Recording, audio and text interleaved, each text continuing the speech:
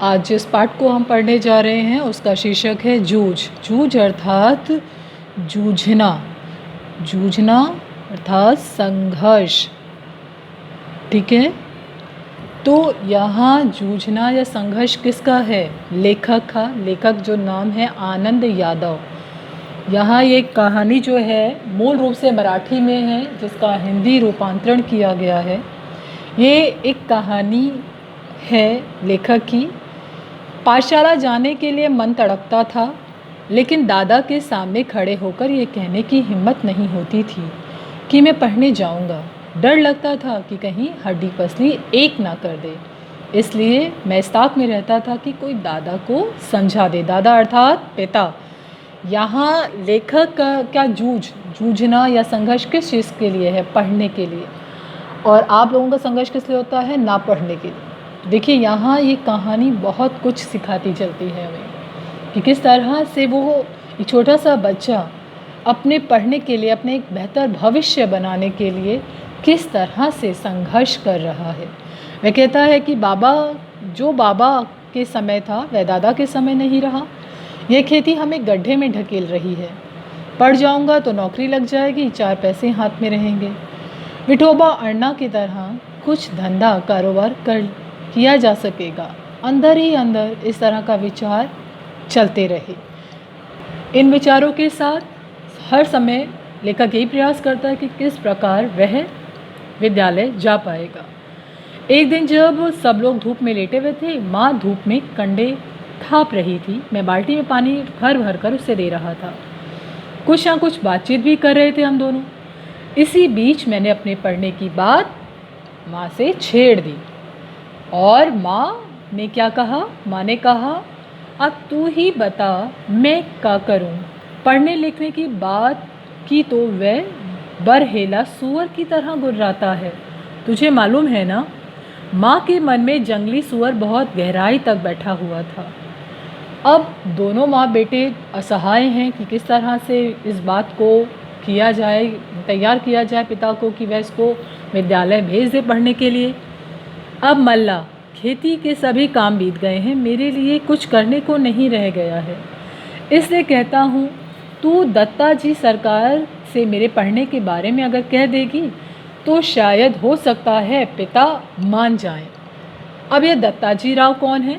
दत्ता जी राव गांव के सम्माननीय व्यक्ति हैं, जिन्हें सभी लोग जिनकी बात मानते हैं, उनका मान सम्मान है। और इसका दादा मतलब जो लेखक हैं उनके पिता भी उसका बहुत ज़्यादा मान करते हैं। अब एक योजना के तहत माता और पुत्र दोनों ही दत्ता जी राव के पास चले जाते हैं। माँ भी तैयार हो जाती है, कहती है ठीक है चलेंगे। अब वो जब दोनों दत्ता जी राव के यहाँ पहुँचते हैं तो माँ दीवार के सहारे बैठकर दत्ता जी राव से सब कुछ कह देती है। क्या कहती है कि इसका बाप जो है पूरा अय्याशी करता है, बाज़ार में जाके रखमा बाई के पास सारा समय गुजार देता है, खेती के काम में हाथ नहीं लगाता।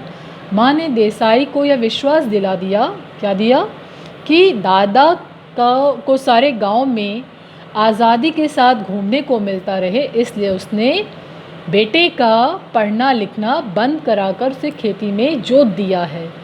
फिर दत्ता जी राव इस बात पे बहुत ज़्यादा नाराज़ होते हैं और कहते हैं आने दे अब उसे, मैं उसे सुनाता हूँ कि नहीं, अच्छी तरह देख।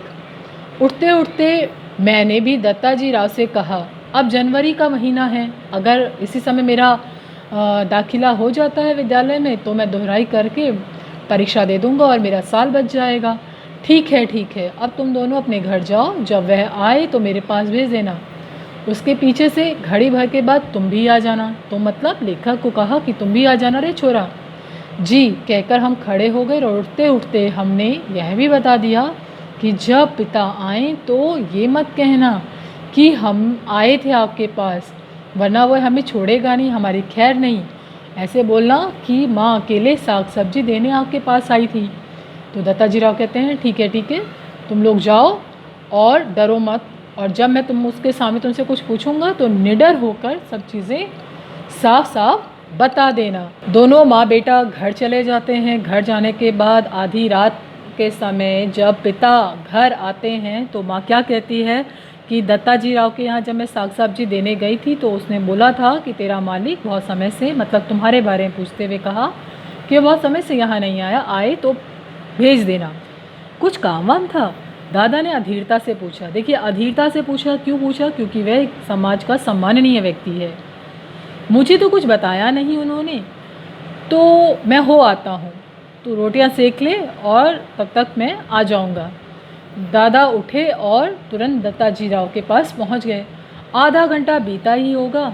जैसे उन्होंने योजना बनाई थी, माँ बेटे ने पहले योजना बनाई कि दादाजी राव के पास चलते हैं, वहाँ सारी बात कहेंगे।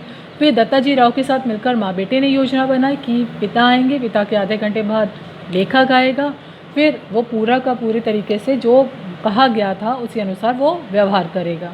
आधे घंटे बाद कौन? लेखक वहाँ पहुँच जाते हैं और दत्ताजी राव राह ही देख रहे थे। किसकी राह? लेखक की, बच्चे की राह देख रहे थे। क्यों आया रे छोरे? दादा को बुलाने आया हूँ, अभी खाना नहीं खाया है। बैठ बैठ थोड़ी देर, अभी तो आया है वह मेरे पास। जी। मैं बैठ गया। धीरे धीरे दत्ताजी राव पूछने लगे, कौन सी कक्षा में पढ़ता है रे तू? जी 5वीं में था, किंतु अब नहीं जाता। क्यों रे? दादा ने मना कर दिया। खेतों में पानी देने वाला कोई नहीं है। क्यों रत्नप्पा? जी हाँ। फिर तू क्या करता है? सरकार ने दादा से ज़िरा करना शुरू करा, मतलब पूछना शुरू किया कि अगर लड़का सारे काम करता है तो तू क्या करता है? और इस तरह से कहते हुए उन पर बहुत ज़्यादा गुस्सा किया। दादा दत्ताजी राव का नाराज़ होना पिता के लिए बहुत मायने रखता था।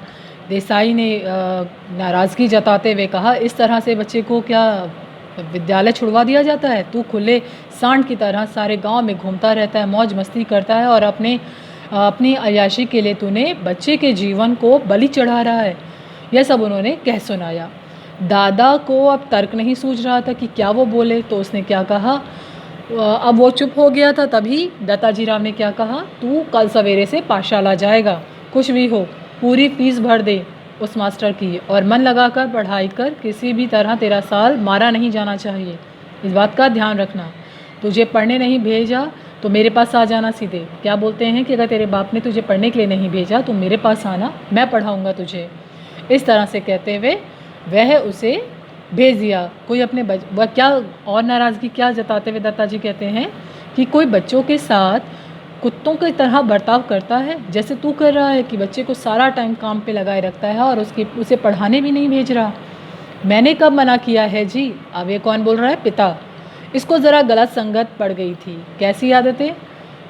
जैसी चाहे जैसी यहाँ वहाँ। अब पिता भी अपनी सफाई में कह रहे हैं क्योंकि उसे पता है कि अब उसकी बात तो बननी नहीं है। वो कहता है कि ये इधर उधर जाता था, सिनेमा देखता था और चारा बेच देता था, बहुत कुछ गलत काम करता था।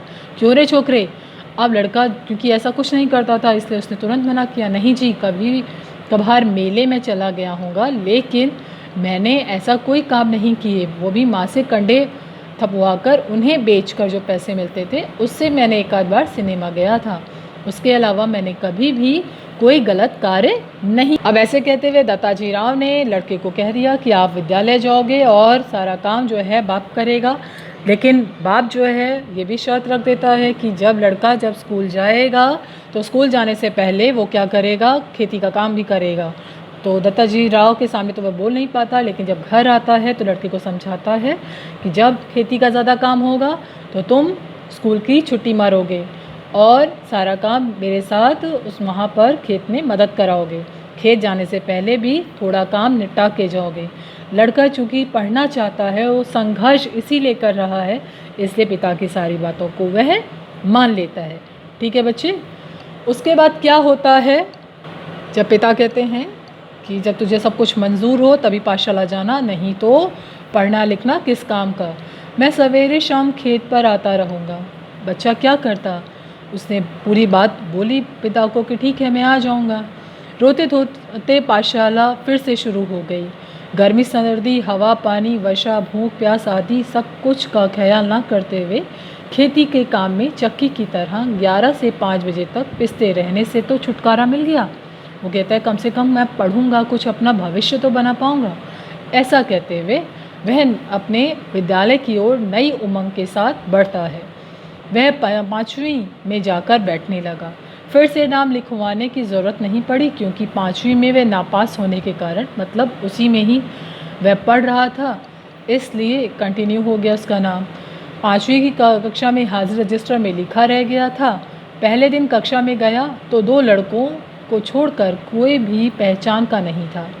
जो 2 लड़के बचे हुए थे वह उसके साथ के थे, लेकिन बहुत ही नालायक थे, इसलिए वह उसी कक्षा में बैठे रह गए। मेरी उम्र की अपेक्षा कम उम्र के लड़के वहाँ ज़्यादा थे और जो रह गए थे उन्हें वह हमेशा कम अकल ही समझता था। उन्हीं के साथ अब बैठना पड़ेगा, यह बात सुनकर ही उसका मन खट्टा होने लगा। बाहरी अपरिचित जैसा उसे लगने लगा।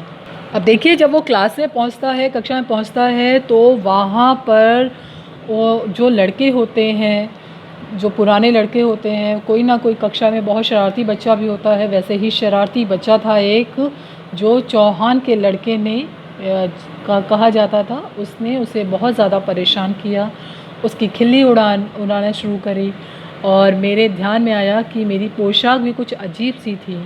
बालगोड़ी की लाल माटी के रंग की मटमैली धोती उसने पहन रखी थी, गमछा पहन रखा था, जिसके कारण वह कुछ अलग सा लग रहा था। वो क्या कहते हैं इसकी उपमा देते हुए, जैसे कोई छोटा सा पक्षी आ जाता है, उस पर चोंच मार मार के उसे क्या कह सकते हैं घायल कर दिया जाता है, वैसे ही यहाँ पर और बच्चे उसे परेशान कर रहे थे। देख देख तुम्हारा गमछा, कहते हुए उसने मेरा गमछा खींच लिया। गया मेरा गमछा, पूरी कक्षा में इसकी खींचातानी होगी और यह फट जाएगा, यह सोचकर मैं रुआसा हो गया। लेकिन वैसा कुछ नहीं हुआ। उस लड़के ने क्या किया, उस गमछे को अपने सिर पे लपेटा और मास्टर की नकल करनी शुरू करते हुए तुरंत उस टेबल पे रख कर वह आके अपनी जगह पर बैठ गया। तभी एक आवाज़ आई, श्श्श। क्यों? क्योंकि मास्टर जी आ रहे थे। गमछा टेबल पे ही रह गया। पहले दिन की इस घटना ने मेरे दिल की धड़कन को बढ़ा दिया। मास्टर जब आए और गमछा, मटमैला गमछा उन्होंने अपने टेबल पर देखा तो उन्होंने कहा, किसका है रे? मास्टर, मेरा है मास्टर। तू कौन है? मैं जकाते, पिछले साल फेल होकर इसी कक्षा में बैठा हूँ। गमछा ले जा पहले। उसने छड़ी से मेरा गमछा उठाकर नीचे फेंक दिया। उस चीज़ों ने, ये जो चीज़ें इसके साथ घटना घटी लेखक के साथ, उसने उसे अंदर से तोड़ दिया। उसे लगा क्या करूँगा मैं ऐसा करके। फिर उसने मैं जब पूछताछ हुई कि गमछा यहाँ क्यों रखा, तो उसने कहा मैंने नहीं रखा था, इस लड़के ने रखा था। तब टीचर क्या बोलता है, ये चौहान का बच्चा बिना बात के उठावटक करता रहता है, कहते हुए मास्टर जी ने उस लड़के की ओर चले गए। लेकिन अब स्थिति क्या थी? लेखक जिस हर्ष उल्लास या एक उत्साह के साथ, एक नई उमंग के साथ विद्यालय आया था, उसमें कहीं ना कहीं कमी आ गई थी। अब वह एक घबरा गया था वो बच्चा, क्योंकि एक तो घर में इतना संघर्ष करके वह निकला था। यहाँ आने के बाद बच्चों के साथ उसे संघर्ष करना पड़ा। किस तरह से उसका मजाक बनाया जा रहा है, कोई उसकी बात को समझने को तैयार नहीं है। तो इस तरह से उसे लगता है कि शायद वह नहीं पढ़ पाएगा। लोग उसकी धोती ही, बच्चे उसकी धोती खींचेंगे, गमछा खींचेंगे, उसे परेशान करेंगे। वो किस प्रकार अपने ध्यान को एकाग्र करके पढ़ पाएगा। मैं मतलब 1 साल का उसका गैप भी हो गया है, तो टीचर भी उस पर ध्यान नहीं देंगे। ऐसा सोच के वो मानो बहुत हताश हो जाता है। और फिर क्या होता है, ये हम अगली कड़ी में पढ़ेंगे। धन्यवाद।